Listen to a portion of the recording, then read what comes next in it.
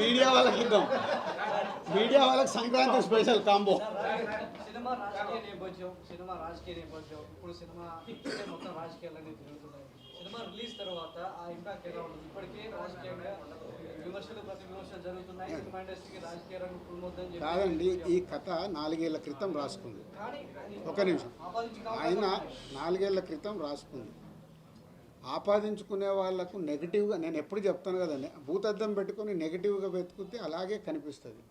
Cinema అనేది for entertainment, వెళ్ళామా, enjoy చేసామా, వచ్చామా, అన్నే కానీ లేదా ఇది మనోడి కోసం రాసినట్టున్నాడు అని నువ్వు ఫీల్ అవుతావు, ఇది వాళ్ళ కోసం రాసినట్టున్నాడు. అది కాదు సినిమా. ఫర్ ఒక పొలిటీషియన్, ఒక ఐఏఎస్ ఆఫీసర్ అండ్ ఒక పొలిటీషియన్ మధ్యలో జరిగే టిట్ ఫర్ ట్యాట్ మీటింగ్ ఉంటాయి కదా.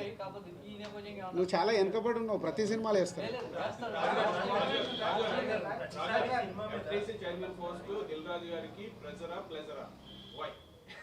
అది టైం డిసైడ్ చేయాలి.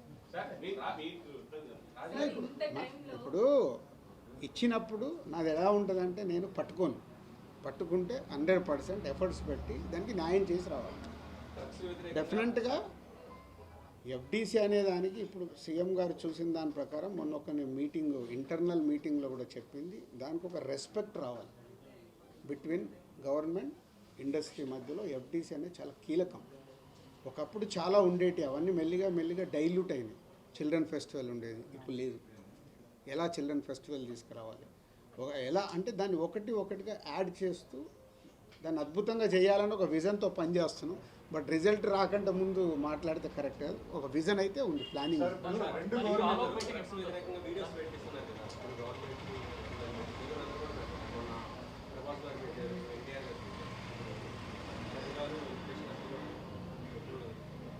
అది సొసైటీకి యూస్ఫుల్ కదా. వాళ్ళు అడిగింది 100% ఆటోమేటిక్ జరిగిపోతుంది, అడగాల్సిన అవసరం లేదు. కాదు సార్, ఇప్పుడు 2 ప్రభుత్వాలు మీకేం కావాలో తీసుకోండి, మాకేం కావాలో ఇవ్వండి, ఇచ్చిపుచ్చుకునే ధోరణి అనేది ఇప్పుడు గవర్నమెంట్ అంటే ఇండస్ట్రీ మంచి పెరిగింది. అంటే ఇది రిలేషన్ మెయింటైన్ చేయడానికి ఉపయోగపడుతుంది డెఫినెట్గా.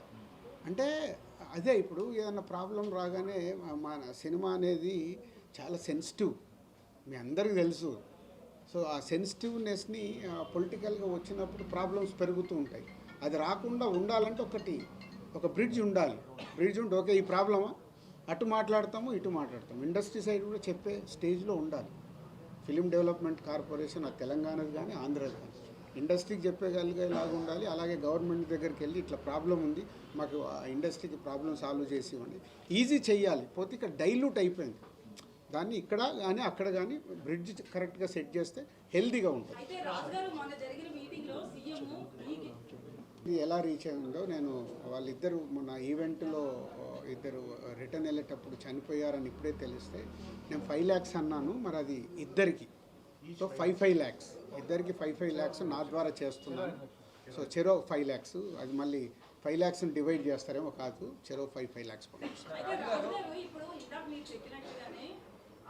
ఇండస్ట్రీ సహాయం కావచ్చు, అటు సీఎం నుంచి అదే ప్రభుత్వం నుంచి కావచ్చు, ఇట్లా ఇచ్చిపుచ్చుకునే ధోరణి ఉండాలన్నారు. కానీ ఇండస్ట్రీకి ప్రభుత్వం చేస్తుందే తప్ప ఇండస్ట్రీ నుంచి ఎలాంటి సహకారం లేదు అనేది మన సీఎం మీటింగ్ లో అన్నమాట కూడా. సో దీనికి ఏమంటారు? అదే అమ్మా, అదే లక్ష్మి గారు, ఇప్పుడు ఆ గవర్నమెంట్ వచ్చి ఇప్పుడు ఈ గవర్నమెంట్ 1 year అయింది. సో వాళ్ళకు ఇండస్ట్రీకి గవర్నమెంట్కి బ్రిడ్జ్ లేకుండా నన్ను పెట్టింది అందుకు కదా. ఇండస్ట్రీ నుంచి గవర్నమెంట్కి ఏది కావాలన్నా జరుగుద్ది. గవర్నమెంట్ ఏం కోరుకుంటుంది చెప్పారు కదా సీఎం గారు, సొసైటీకి ఉపయోగపడే గవర్నమెంట్ చేస్తున్నప్పుడు మీరు మాకు సపోర్ట్ చేయండి. అది ఈజీ, దాంట్లో పెద్ద కష్టమైన పని లేదు. అందరు రెడీగా ఉన్నారు. ఇప్పుడు కాదు, ఇంతకుముందు కూడా చేశారుగా. ఇప్పుడు అప్పుడు మనకు వైజాగ్లో హుదూద్ వచ్చింది, హోల్ ఇండస్ట్రీ ముందుకు వచ్చి చేయలేదా? మొన్న అక్కడ కానీ ఇక్కడ కానీ తుఫాన్లు వచ్చాయి, అందరూ ఈ గవర్నమెంట్కి ఆ గవర్నమెంట్కి డొనేషన్స్ ఇచ్చారు. ఎప్పుడు ఉంటారు, దాన్ని ఒక సిస్టంలో చేయాలి. అది ఏమవుతుందంటే చిన్న గ్యాప్ రాగానే టక స్టోన్స్ పడుతున్నాయి, పడకుండా జాగ్రత్తగా పడుతూ దాన్ని ఎలా బ్రిడ్జ్ చేస్తామనేది ఇంపార్టెంట్.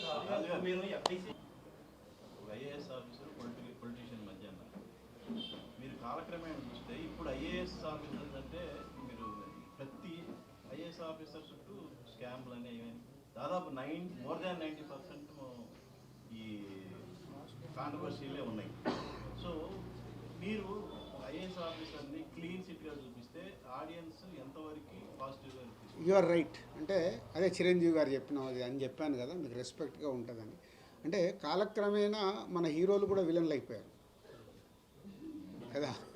మన పెద్ద సినిమాల్లో చూస్తే మన హీరోలు విలన్లే. ఏంట్రా అని అంటే ఇప్పుడు అది ఎంజాయ్ చేస్తున్నారు ఆడియన్స్. సేమ్ టైం మన హీరోని ప్రాపర్గా చూపిస్తూ హీరో విలన్ మధ్యలో సంభాషణలు కానీ సీన్స్ కానీ డిజైన్ చేస్తే చూడరా, క్యారెక్టర్ని పక్కన పెట్టండి, హీరో విలన్ మధ్యలో అక్కడ అదేగా విలన్ వర్సెస్ విలన్. మీరు ఇప్పుడు వచ్చిన సూపర్ హిట్ అయిన సినిమాలు, పెద్ద పెద్ద సినిమాల్లో villain versus villain, hero versus villain, ఇది కూడా వర్క్ అవుతుంది కదా. ఎందుకంటే మనం దాంట్లో ఉన్నాం. ఒక్కసారి బయటకు వచ్చి సినిమా చూస్తే మీకు తెలుస్తుంది ఎందుకు వర్క్ అవుతుంది. సీన్సే ఆ హీరోయిజంతో, ఆ ఎలివేషన్స్తో సీన్స్ ఉన్నప్పుడు డెఫినెట్గా చూస్తారు కదా. సంక్రాంతికి 3 సినిమాలు అకామిడేట్ చేసే స్పేస్ అయితే ఉంది సార్. ఇప్పుడు మీరు గేమ్ చేంజర్ రేట్లు పెంచారు, అలాగే అక్కడ డాకు మహారాజ్ కూడా రేట్లు పెంచారు. బట్ ఒక ఫ్యామిలీ మొత్తం కలిసి చూసే పండగ కాబట్టి సంక్రాంతి అనగానే ఒక ఫ్యామిలీ అంటే 2 పెద్ద సినిమాలకి అకామిడేట్ చేసే అంత ఉందంటారా రేట్? అంటే ఇప్పుడు బడ్జెట్లే అవి ఎలా ఉంటుంది.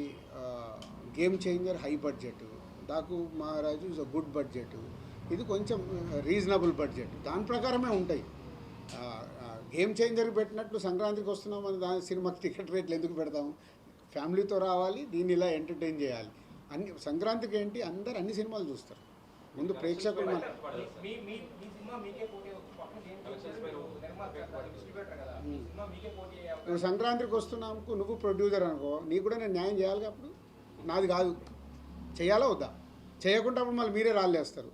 కాబట్టి అన్ని జాగ్రత్తగా చూసి వర్కౌట్ చేశాను. Thank you. 10:30 అందరు వెయిటింగ్. అయితే మీరు FTC చైర్మన్గా కొన్ని ప్రతిపాదనలు ప్రభుత్వం వద్దకు తీసుకెళ్తాను అని చెప్పారు కదా, అవి కొన్ని సిద్ధం చేశారు అని తెలిసింది. ఇప్పటికే మీటింగ్ జరిగి 10 రోజులైంది, మీరు 15 రోజులు.